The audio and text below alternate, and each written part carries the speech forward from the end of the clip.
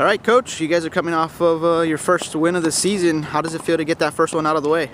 First one always feels good, especially when we can open up the season here at home and get a win under our belts, and the guys get a little bit more confident moving forward, especially with the freshmen.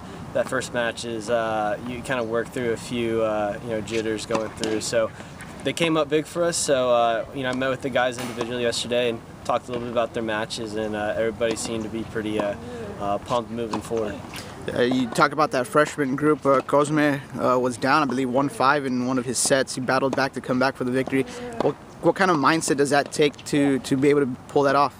Yeah, he showed great maturity. We talked about it all week leading up to it, and put himself in a little bit of a hole, but it's going to happen from time to time. And I think he showed great resilience in the fact that he was able to stay in there, kept a cool head, and kept fighting through, and got back in the match, and then was able to pull that out in two. So I was really proud of him, and I think that it shows just the level of maturity that he's at as a freshman. I think it speaks volumes about himself and his game.